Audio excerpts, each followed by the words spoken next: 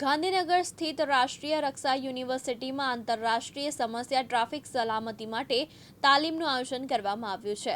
ITC કાર્યક્રમ અંતર્ગત 2 અઠવાડિયાના કોર્સમાં વિવિધ દેશોના પ્રતિનિધિઓને તાલીમ આપવામાં આવી રહી છે। પાટણ શહેરનું નવું આઇકોનિક બસ સ્ટેશન ટૂંક સમયમાં શરૂ થવા જઈ રહ્યું છે। મુસાફરોની અવરજવર સરળ બને અને ટ્રાફિકની સમસ્યા ન સર્જાય તે હેતુથી પાટણ નગરપાલિકા અને પાટણ સિટી ટ્રાફિક પોલીસે બસ સ્ટેશનના રૂટ પરના દબાણ હટાવવાની ઝુંબેશ હાથ ધરી છે। પાટણ શહેરમાં આધુનિક બસ સ્ટેશનના લોકાર્પણ પૂર્વે બસની અવરજવરના મુખ્ય માર્ગ પર વાહન વ્યવહાર સરળતાથી થઈ શકે તે સુનિશ્ચિત કરવા માટે આ કાર્યવાહી કરવામાં આવી હતી। પાટણ નગરપાલિકાના અધિકારી અને પાટણ સિટી ટ્રાફિક પોલીસ દ્વારા સંયુક્ત રીતે દબાણ હટાવવાની કામગીરી શરૂ કરાઈ હતી। સરકાર દ્વારા શરૂ કરવામાં આવેલા ખેલ મહાકુંભમાં ઝોનલ લેવલની કબડ્ડી સ્પર્ધામાં વડોદરાની અકોટા વિસ્તારમાં આવેલી કેળવણી ટ્રસ્ટ સંચાલિત કેળવણી શાળાના પ્રાથમિક વિભાગે બીજો ક્રમાંક મેળવી શાળાને ગૌરવ અપાવ્યું હતું।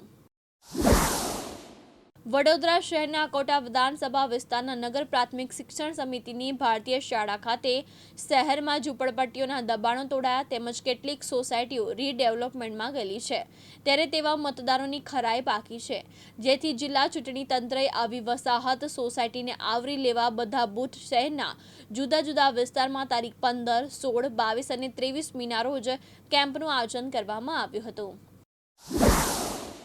અમદાવાદ બાવળા પોલીસે ડ્રગ્સ વિરોધી ઝુંબેશના ભાગરૂપે એક મહત્વની કાર્યવાહી કરીને બાવળા ડરન રોડ પર આવેલા એક બંધ ગોડાઉનમાંથી નશાકારક કફ સિરપનો મોટો જથ્થો પકડી પાડ્યો છે। ગોડાઉનમાંથી કફ સિરપની 779 બોટલ મળી આવી અને પકડાયેલા માલની કુલ કિંમત ₹1,37,883ની આંકવામાં આવી છે તેમજ વિપુલ જથ્થા સાથે એકની ધરપકડ જ્યારે 2ને વોન્ટેડ જાહેર કરવામાં આવ્યા છે।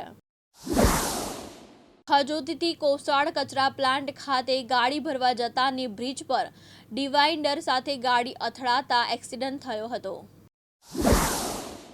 સુરતના અમરોલી વિસ્તારના ખંડણીખોરોનો આતંક જોવા મળ્યો હતો। ઘણા સમયથી અમરોલી વિસ્તારમાં Shri Ram Chowk, star galaxy, Patel park market અને મોમાઈ ટી અને આજુબાજુમાં ચાલતા લારી ગલ્લાવાળા અમરેલીના લોકો કહે છે કે પોલીસની પણ સાંઠગાંઠ હોય તેમ લાગી રહ્યું છે।